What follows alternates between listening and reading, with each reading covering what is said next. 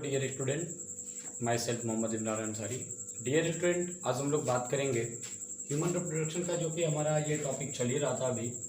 और आज हम लोग पार्ट नंबर 13 के बारे में बात करेंगे। 14 और 15 दो और वीडियो बनेगा, इसके बाद से ये चैप्टर कंप्लीट हो जाएगा पूरी तरीके से। इसमें हम लोग को जो टॉपिक है वो पढ़ना है एक्स्ट्रा एम्ब्रियोनिक मेम्ब्रेन, यानी कि कौन कौन से मेम्ब्रेन बनते हैं, या इसी को फीटल मेम्ब्रेन कहते हैं। यानी कि जो बच्चा यहाँ पे पढ़ रहा है, इसके बाहर और अंदर की तरफ यानी चारों तरफ कौन कौन से मेम्ब्रेन बनते हैं, उसी मेम्ब्रेन को फीटल मेम्ब्रेन या एक्स्ट्रा एम्ब्रियोनिक मेम्ब्रेन के नाम से जाना जाता है। आपको मैंने बताया था इम्प्लांटेशन से लेके ये सभी प्रोसेस, इम्प्लांटेशन के बाद से इसमें कुछ चेंजिंग आता है। मैंने आपको बताया था 3 जर्म लेयर बनते हैं, जर्मिनल लेयर बनते हैं, एक्टोडर्म, मेसोडर्म और एंडोडर्म। ये तीनों मिल के पूरी तरीके से एक छोटे से बच्चे का पूरा फॉर्मेशन करना शुरू कर देते हैं। और इसमें कुछ स्ट्रक्चर बनते हैं, मैंने आपको बताया था ट्रोफोब्लास्ट जो होता है ब्लास्टोसिस्ट का, यहाँ से कुछ फिंगर लाइक प्रोजेक्शन निकलते हैं। इस फिंगर लाइक प्रोजेक्शन को कोरियोनिक विलाई कहा जाता है। ठीक है, इसमें यूटेरिन टिश्यू भी होता है, फिर मैटरनल ब्लड भी होता है। ये सब मिलके प्लेसेंटा का फॉर्मेशन करते हैं। और मैंने आपको ये भी बताया था कि प्लेसेंटा जो होता है, प्लेसेंटा के मीडियम से मतलब मदर के बॉडी से प्लेसेंटा में वो फूड आता है बाय ब्लड, और ब्लड के थ्रू चला जाता है इस बच्चे के अंदर। ठीक है, इस बच्चे के अंदर, और इसको न्यूट्रिशन प्रोवाइड हो जाता है। मतलब कि प्लेसेंटा के थ्रू ऑक्सीजन, ठीक है, ऑक्सीजन मतलब O2 और न्यूट्रिशन, ये दोनों के दोनों सप्लाई होते रहते हैं। और आपको मैंने ये भी बताया था कि IgG ये एक ऐसा एंटीबॉडी होता है जो इस प्लेसेंटा को भी क्रॉस कर सकता है। मतलब कि जो जेनेटिक डिजीज होते हैं वो भी IgG के द्वारा ही ये चले जाते हैं बच्चे के अंदर, क्योंकि ये क्रॉस कर देता है, इसी के थ्रू चले जाते हैं। आगे समझ में। अब हम लोग पढ़ेंगे कि एक्स्ट्रा एम्ब्रियोनिक जो होता है इसमें मेम्ब्रेन कौन कौन से होते हैं। तो आपको पता होना चाहिए होता क्या है, पहले ये समझ लीजिए। Foetal membrane help in the nutrition. सबसे पहली बात, जो फीटल मेम्ब्रेन होता है, ये पूरा जो आप मेम्ब्रेन देख रहे हैं, यानी कि 4 इसमें मेम्ब्रेन होता है, फीटल मेम्ब्रेन जिसको कहते हैं। ये मेम्ब्रेन रेस्पिरेशन में, एक्सक्रीशन में, प्रोटेक्शन एम्ब्रियो यानी जो एम्ब्रियो होता है उसके प्रोटेक्शन में हेल्प करता है। मतलब कि श्वसन में, इस जो बच्चा ये पढ़ रहा है इसको सांस लेने में मदद करता है, साथ ही साथ इसके न्यूट्रिशन को प्रोवाइड कराने में हेल्प करता है, उसके साथ ही साथ एक्सक्रीशन यानी उत्सर्जन की प्रोसेस में, और प्रोटेक्शन यानी कि जो एम्ब्रियो बन रहा है इसको प्रोटेक्ट करने में भी यह हेल्प करता है। 4 मेम्ब्रेन होते हैं, 4 तरह के मेम्ब्रेन होते हैं, ध्यान समझिएगा कौन कौन से। तो पहला होता है यॉर्क सैक, ये वाला जो पार्ट आप देख रहे हैं यहाँ पे, ये वाला जो पार्ट निकला हुआ है इसको यॉर्क सैक कहते हैं। दूसरा देखेंगे तो एमनियन होता है। एमनियन क्या होता है, आप देखिए ये वाला पार्ट जो होता है पूरा जो रेड कलर से बना हुआ है इसको एमनियन कहते हैं। एमनियन के अंदर अगर आप देखेंगे तो एमनियोटिक कैविटी होता है, और इस एमनियोटिक कैविटी के अंदर अगर आप देखेंगे तो एमनियोटिक फ्लूइड भरा रहता है। उसके बाद से आता है एलेंटोइस। एलेंटोइस का मतलब ये वाला पार्ट, और फिर ये सबसे बाहर का जो लेयर होता है जो चारों तरफ से इस एम्ब्रियो को कवर किया रहता है, उसका नाम होता है कोरियन। ठीक है, कोरियन चारों तरफ से इसको कवर किया रहता है। अब आइए एक बार हम लोग एक एक करके सबके बारे में समझते हैं। सबसे पहले बात करेंगे यॉर्क सैक के बारे में। तो बच्चों आप देख रहे हैं ये वाला जो पार्ट आपको दिख रहा है, ये जो पार्ट आपको दिख रहा है ये पूरा का पूरा यॉर्क सैक कहलाता है। तो यॉर्क सैक आपको मैं बता दूं कि जो यॉर्क सैक होता है वह यॉर्क सैक का काम होता है छोटे बच्चे के अंदर, यानी कि जो अभी बच्चा पल रहा है गर्भ में, इसके अंदर शुरुआती तौर पे ब्लड का फॉर्मेशन करता है, यानी कि ब्लड सेल्स बनाता है। आरबीसी, डब्ल्यूबीसी, प्लेटलेट्स तीनों इसमें होते हैं। देखिए यॉर्क सैक क्या होता है, सबसे पहली बात कि हमारे बॉडी का एक तरह का वेस्टिजियल ऑर्गन होता है, इसका कोई काम नहीं होता है हमारे बॉडी में, वेस्टिजियल ऑर्गन होता है। लेकिन याद रखिएगा during the 6 week of pregnancy, यानी कि जब फीमेल प्रेग्नेंट हो जाती है उसके 6 सप्ताह के बाद तक ये क्या करता है, ब्लड का फॉर्मेशन करता है। याद रखिएगा, यानी कि प्रेगनेंसी के बाद 6 सप्ताह तक ये ब्लड का फॉर्मेशन करने में हेल्प करता है, ब्लड सेल्स का। ठीक है, आफ्टर 6 वीक यानी कि 6 महीने के बाद, याद रखिएगा 6 महीने के बाद ब्लड जो होता है, यानी इस बच्चे के अंदर जो ब्लड होता है वो लीवर से बनना शुरू हो जाता है। और लीवर कौन बनाता है, तो मैंने आपको बताया था एंडोडर्म, जो सबसे अंदर का लेयर होता है जर्मिनल लेयर, वो लीवर को बनाता है। उस लीवर से क्या होता है, इसके अंदर ब्लड बनना शुरू हो जाता है। पहले क्या होता है याद रखिएगा, यानी प्रेगनेंसी के 6 वीक तक जो ब्लड सेल्स का फॉर्मेशन होता है वो कौन करता है, तो याद रखिएगा ब्लड सेल का फॉर्मेशन करता है कौन, यॉर्क सैक।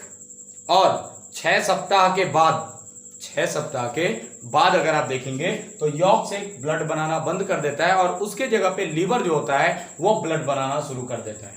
ठीक है, अब देखिए आफ्टर 3 मंथ यानी 3 महीने के बाद अगर आप देखेंगे तो यॉर्क सेक जो होता है ये डाइजेशन में हेल्प करना शुरू कर देता है, यानी डाइजेशन करता है और इसलिए इसको हम लोग कहते हैं एम्ब्रियोनिक गट, क्योंकि ये डाइजेशन में भी हेल्प करता है इसलिए इसको एम्ब्रियोनिक गट के नाम से जाना जाता है। ठीक है, अब एक और बात ध्यान दीजिएगा, ब्लड का फॉर्मेशन के बारे में बता रहा था। ब्लड का फॉर्मेशन जो होता है अभी मैंने आपको बताया कि ब्लड का फॉर्मेशन सबसे पहले 6 वीक से पहले यानी प्रेगनेंसी के 6 वीक तक जो होता है ब्लड का फॉर्मेशन वो यॉर्क सेक ही करता है।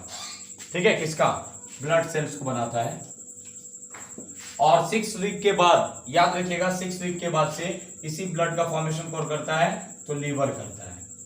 जब तक लीवर और यॉर्क सेक करता है तो जो आरबीसी होता है ना ब्लड के अंदर, उसके अंदर न्यूक्लियस यानी कि केंद्रक पाया जाता है। याद रखिएगा जब तक लीवर से और यॉर्क सेक से ब्लड बनता है तब तक इसके आरबीसी में न्यूक्लियस होगा। अब याद रखिएगा हम लोगों का जो ब्लड होता है वह आरबीसी में न्यूक्लियस नहीं होता है। क्यों? क्योंकि हमारा जो ब्लड है याद रखिएगा वो बनता है बोन मैरो से। वो भी कौन बोन मैरो से? तो याद रखिएगा रेड बोन मैरो। एक और होता है येलो बोन मैरो जिसके वजह से डब्ल्यूबीसी बनता है, एक होता है रेड बोन मैरो जिसके वजह से आरबीसी बनता है। ठीक है, अब ये उसके बाद से जब इसका काम खत्म हो जाता है ब्लड बनाने का तो 3 महीने के बाद से यॉर्क सेक क्या करता है? डाइजेशन में हेल्प करता है, यानी कि जो भी फूड यहाँ पर आता है उसको डाइजेस्ट करने में ये हेल्प करना शुरू कर देता है, इसलिए इसको एम्ब्रियोनिक गट के नाम से भी जाना जाता है। अब दूसरा हम लोग टॉपिक देखते हैं एमनियन के बारे में। ध्यान समझिएगा एमनियन क्या होता है। तो एमनियन जो होता है ये बना रहता है किसे किसे? तो याद रखिएगा ये मेसोडर्म और एंडोडर्म दोनों के मिलने से इसका फॉर्मेशन होता है। किसका? एमनियन का। ये जो एमनियन देख रहे हैं ना, ये मेसोडर्म और एंडोडर्म इन दोनों के मिलने से एमनियन बनता है। और एमनियन के अंदर अगर आप देखेंगे तो एमनियोटिक कैविटी होता है और इस एमनियोटिक कैविटी के अंदर अगर आप देखेंगे तो बहुत सारा एमनियोटिक फ्लूइड भरा रहता है। अब बच्चों ध्यान दीजिए, एमनियोटिक फ्लूइड मैंने आपको बताया था एमनियोटिक फ्लूइड का काम क्या होता है। तो याद रखिएगा जो एमनियोटिक फ्लूइड दिख रहा है अगर इसको हम लोग थोड़ा सा बाहर निकालेंगे तो हम लोग आसानी से सेक्स डिटर्मिनेशन कर सकते हैं, मतलब कि लिंग की जांच कर सकते हैं कि ये जो बच्चा पढ़ रहा है ये मेल है या फीमेल है, इसके बारे में हम लोग इजीली जानकारी ले सकते हैं। दूसरी बात, इसमें कौन कौन से जेनेटिक डिजीज हुए हैं उसका भी हम लोग पता कर लेते हैं by the process of amniocentesis. किसकी विधि से? एमनियोसेंटेसिस के माध्यम से हम लोग इजीली पता लगा सकते हैं कि इसके अंदर कौन कौन से जेनेटिक डिजीज हैं और साथ ही साथ ये मेल है या फीमेल है इसका भी पता हम लोग लगा सकते हैं। किससे? एमनियोटिक फ्लूइड के माध्यम से।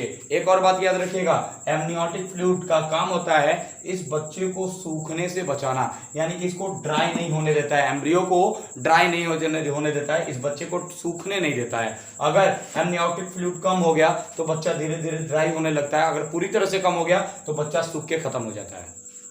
ठीक है, अब देखिए एमनियोटिक फ्लूइड के अंदर अगर आप देखेंगे तो बहुत सारे पार्ट्स होते हैं। लिक्विड एक तरह का होता है, समझ में आ गया, जिसके बारे में मैंने अभी आपको बताया कि इससे हम लोग लिंग की जांच करते हैं, यानी मेल है कि फीमेल है इसका भी हम लोग पता लगा लेंगे। 3 महीने तक पूरी तरह से क्लियर सभी ऑर्गन आ जाते हैं। 3 महीने में हम लोग पता लगा सकते हैं कि ये मेल है या फीमेल है।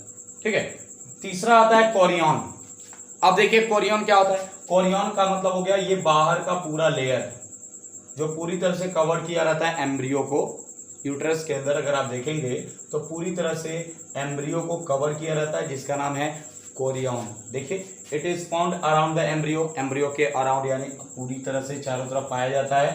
It help in the nutrition, ये भी क्या करता है? एम्ब्रियो को न्यूट्रिशन यानी कि पोषण प्रदान करता है। साथ ही साथ अगर आप देखेंगे तो एक्सक्रीशन में भी हेल्प करता है, रेस्पिरेशन यानी सांस लेने में भी मदद करता है एम्ब्रियो को जो बच्चा पल रहा है।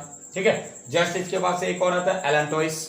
तो एलेंटोइस अगर आप देखेंगे तो एलेंटोइस सबसे ये वाला पार्ट होता है जो कि अम्बिलिकल कॉर्ड से आप देखेंगे तो अटैच रहता है, यानी प्लेसेंटा से भी ये अटैच रहता है। ठीक है ना, देखिए अम्बिलिकल कॉर्ड क्या होता है, इट इज सॉरी एलेंटोइस क्या होता है, it is join with the umbilical cord. अभी मैंने आपको बताया था कि ये पूरी तरह से अम्बिलिकल कॉर्ड से अटैच रहता है, जुड़ा रहता है। ठीक है, इन विच प्लेसेंटल आर्टरी और प्लेसेंटल वेन दोनों के दोनों क्या होते हैं? पाए जाते हैं साथ ही में, इसी में प्लेसेंटल वेन और प्लेसेंटल आर्टरी दोनों होते हैं। ठीक है, उसके बाद देखिए it absorb nutrients for embryo from uterus. ये काम क्या करता है, एलेंटोइस का काम होता है कि जो यूटरस के अंदर से जो न्यूट्रिशन निकलता है उस न्यूट्रिशन को लेके ये एम्ब्रियो को प्रोवाइड कर देता है। आपको मैं बता दूं, जब प्रेगनेंसी मोमेंट आता है यानी जब इम्प्लांटेशन हो जाता है, इम्प्लांटेशन के बाद जब एम्ब्रियो बनता है ना, तो इस एंडोमेट्रियम लाइनिंग से मैंने आपको बताया था एक मिल्क का सिक्रीशन होता है जिसका नाम है यूटेरिन मिल्क। और ये यूटेरिन मिल्क अगर आप देखेंगे तो यूटेरिन मिल्क इस एम्ब्रियो को न्यूट्रिशन प्रोवाइड करने में हेल्प करता है, जो यहाँ से निकलता है यूटरस से, वो भी कौन से पार्ट से, एंडोमेट्रियम लाइनिंग से, जो कि हेल्प करता है इस फेटस को यानी बच्चे को फूड प्रोवाइड कराता है यानी न्यूट्रिशन प्रोवाइड कराता है। एक और बात, सबसे इंपॉर्टेंट बात आप याद रखिएगा, कई बार कहीं कहीं पूछ देता है, देखिए फर्टिलाइजेशन के 8 सप्ताह तक जो इसमें बच्चा पलता है उसको एम्ब्रियो कहते हैं। याद रखिएगा, फर्टिलाइजेशन से 8 वीक तक को एम्ब्रियो कहा जाता है और 8 वीक से लेके 7 महीने तक को फीटस कहा जाता है। आ रहा समझ में? देखिए अगर फर्टिलाइजेशन हो गया उसके 8वें महीने तक के जो पूरा पार्ट बनता है उसको एम्ब्रियो कहते हैं, और 8 वीक के बाद से 7 महीने तक के टाइम को हम लोग फीटस कहते हैं, यानी कि ये पूरा फीटस कहलाएगा। अब बर्थ जब हो जाता है, बच्चा जब पैदा हो जाता है, उसके 1 महीने तक को हम लोग कहते हैं इन्फेंट, नवजात शिशु। ठीक है, तो ऑर्गेनोजेनेसिस का मतलब क्या होता है, अंग का निर्माण, यानी कि ऑर्गन कौन से मंथ में कैसे कैसे बनते हैं, ठीक है, कब कब कौन से मंथ में बनते हैं, यानी कि जो एम्ब्रियो आपको मैंने फिगर के द्वारा बनाया था इससे पहले वाले वीडियो में, उसके अंदर कौन कौन से ऑर्गन कौन से वीक में कौन से मंथ में कब कब बनते हैं, उसी प्रोसेस को कहा जाता है ऑर्गेनोजेनेसिस, या इसी को हिंदी में अंग जनन कहा जाता है। तो आइए देखते हैं अंग जनन में यानी ऑर्गेनोजेनेसिस में सबसे पहले किस चीज का फॉर्मेशन होता है। तो देखिए सबसे पहले वीक यानी फर्टिलाइजेशन जो होता है उस समय से लेके 1 हफ्ते तक क्या क्या होता है, तो ध्यान समझिएगा। पहले सप्ताह में सबसे पहले फर्टिलाइजेशन यानी कि निषेचन की क्रिया होती है, फिर क्लीवेज यानी विदलन का प्रोसेस आता है, जिसमें आपको मैंने बताया था 2 से 4, 4 से 8 तक के सेल बनते हैं। कहाँ पे बन रहा था, याद कीजिए, फैलोपियन ट्यूब में, समझ में आ रहा है ना, फैलोपियन ट्यूब में। उसके बाद से यूटेरस में आ रहा था, वहां पे ब्लास्टोसिस्ट बन रहा था, फिर कोरियन बन रहा था। आगे समझ में, यानी पहले वीक में फर्टिलाइजेशन, क्लीवेज, ब्लास्टोसिस्ट और कोरियन का फॉर्मेशन होता है। दूसरे सप्ताह का अगर बात किया जाएगा यानी कि दूसरे वीक का, तो उस बच्चे के अंदर और कौन कौन से यानी एम्ब्रियो यानी भ्रूण के अंदर, एम्ब्रियो के अंदर कौन कौन से पार्ट और आते हैं। देखिए सबसे पहले जो होता है यानी इतना बनने के बाद से सेकेंड वीक में इसका इम्प्लांटेशन हो जाता है, यानी 7वें दिन लगता है। अब 7वें दिन से लेके पूरा और 7 दिन तक, यानी कि पूरा मिलाकर 14 दिन हुआ ना, यहाँ से यहाँ तक का 14 दिन हुआ, लेकिन ये 2 वीक का मतलब हो गया कि 7 दिन और, यानी कि दूसरे वीक में देखेंगे तो इम्प्लांटेशन प्रोसेस होता है जिसको अंतरोपण या प्रत्यारोपण कहते हैं, और एमनियन का फॉर्मेशन होता है और यॉर्क सैक का फॉर्मेशन होता है। मैंने आपको बताया था एमनियन का मतलब हो गया एमनियोटिक फ्लूइड, जिसके अंदर होता है जो बच्चे को सूखने से बचाता है, इसको मैंने पहले वाले वीडियो में बताया था। और ये भी इस एमनियोटिक फ्लूइड से हम लोग इजीली ये पता कर सकते हैं कि वो बच्चा मेल है या फीमेल है, और उस बच्चे के अंदर कौन कौन से जेनेटिक डिजीज हैं ये भी हम लोग पता कर सकते हैं। तो कौन सा बच्चा मेल है कौन फीमेल है इसका भी पता हम लोग एमनियोसेंटेसिस से करते हैं, एमनियोटिक फ्लूइड को बाहर निकाल के। एमनियोटिक जो द्रव होता है बच्चे के बाहर, यानी कि मैंने आपको ये ऐसे एक पार्ट बताया था, मैं ऐसे सिंपली आपको बता दे रहा हूँ। ये एक आप देखेंगे एम्बिलिकल कॉर्ड था, और एम्बिलिकल कॉर्ड के बाद से अगर आप देखेंगे तो कुछ इस तरीके से स्ट्रक्चर बना हुआ था।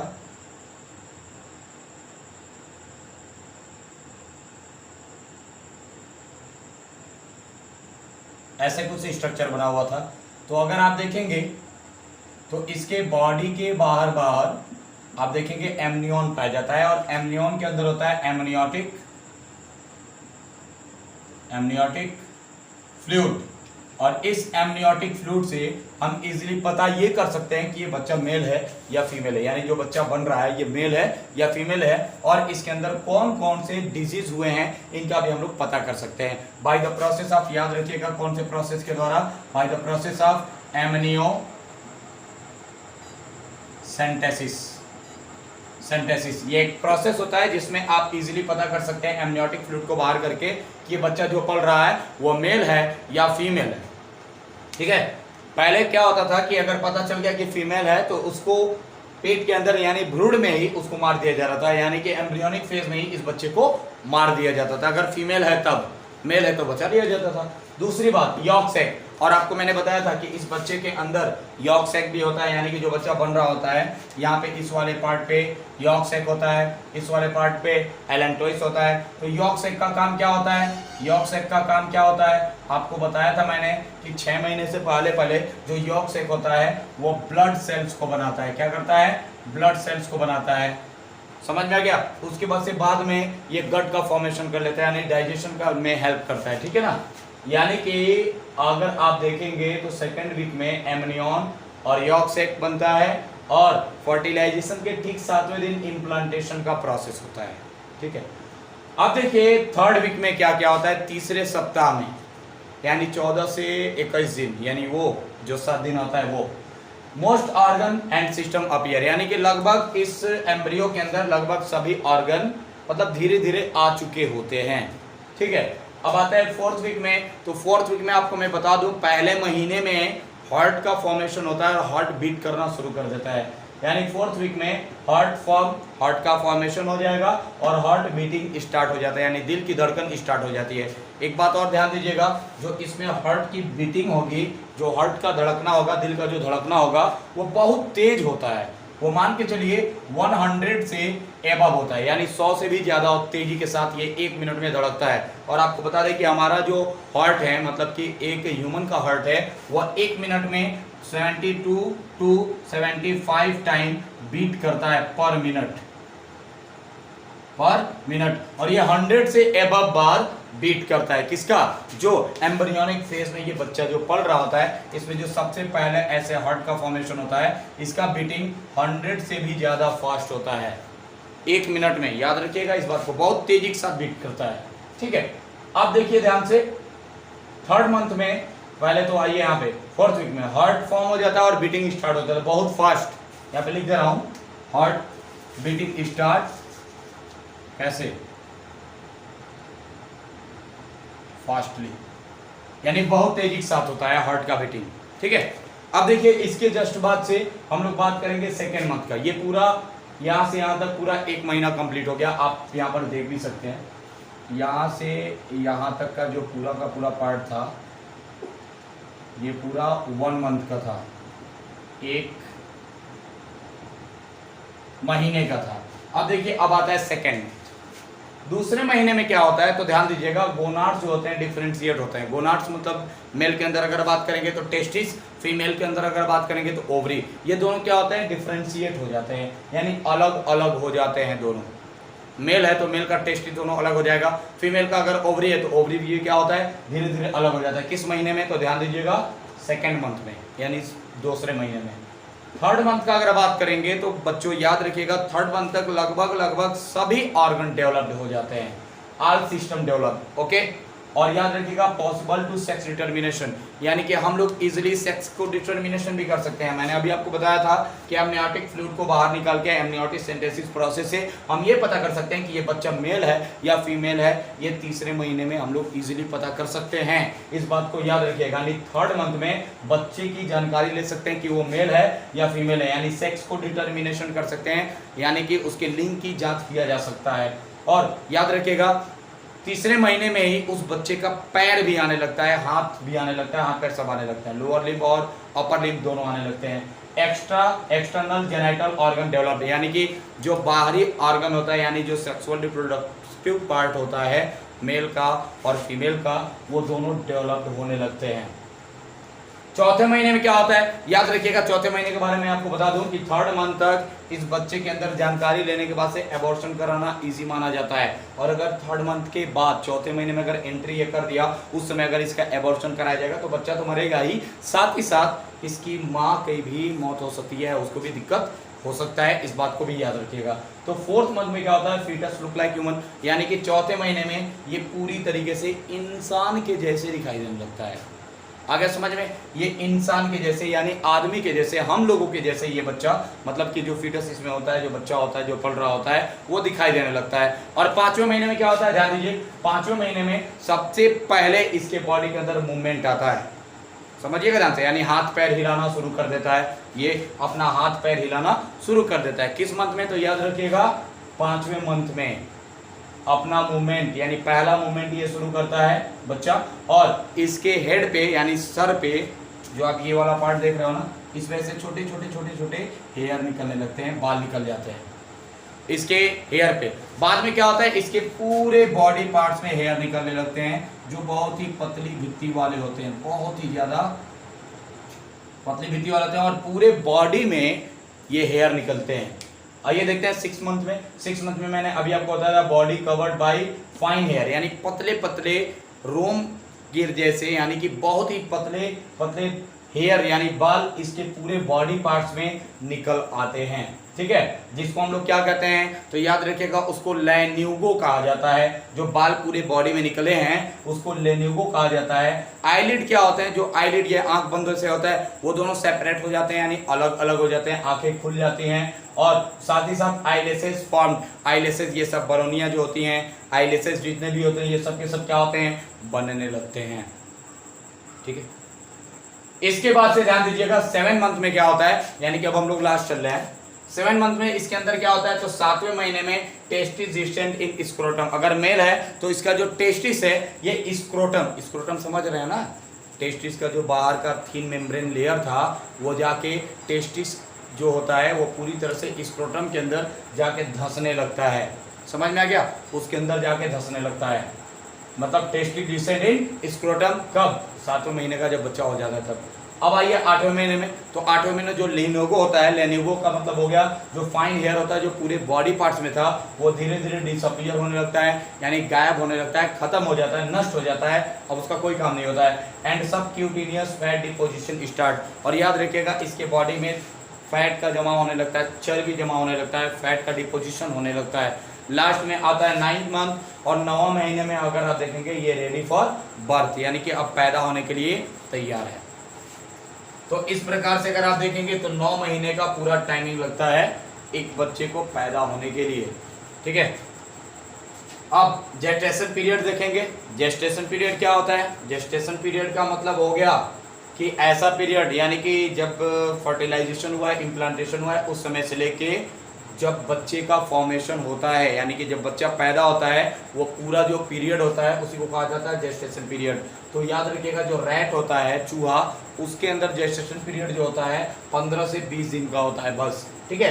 रैबिट यानी खरगोश के अंदर अगर आप देखेंगे तो 1 महीने का जेस्टेशन पीरियड होता है। उसके बाद से काऊ और ह्यूमन यानी कि गाय और इंसान को देखेंगे जिसमें फीमेल आएंगी, वो 9 मंथ अप्रॉक्स होता है, 9 महीना होता है। और उसके बाद से एलिफेंट जो देखते हैं आप, हाथी को जो देखते हैं, उसके अंदर 22 मंथ होता है, यानी 22 महीना, यानी सबसे लॉन्गेस्ट जेस्टेशन पीरियड इसी का होता है, एलिफेंट का ही, ठीक है। तो उम्मीद करते हैं कि इतना बात आपको समझ में आ गया होगा। एक टॉपिक और बच गया है लैक्टेशन के बारे में और पार्ट्यूरेशन के बारे में, यानी कि मिल्क का सिक्रीशन होता है, तो बच्चे को दूध कैसे पिलाया जाता है, जो बच्चा होता है दूध पीता है तो उसके अंदर सबसे पहले क्या बनता है, तो कोलेस्ट्रॉल बनता है, एंटीबॉडी ए उसको प्रोवाइड हो जाता है। दूसरी बात आपको मैंने अभी बताया है पार्ट्यूरेशन के बारे में, प्रसव जिसको कहा जाता है, यानी बच्चे को पैदा होने के प्रोसेस को ही कहा जाता है पार्ट्यूरेशन। इसमें ऑक्सीटोसिन हार्मोन रिलीज होता है, इसके बारे में हम लोग जस्ट इसके बाद वाले वीडियो में बात करेंगे, यानी कि पार्ट नंबर 14 में बात करेंगे। उसके बाद से आपका जो ये चैप्टर है पूरी तरह से कंप्लीट हो जाएगा। आज के लिए बच्चों इतना ही रहने देते हैं। Thank you for watching this video.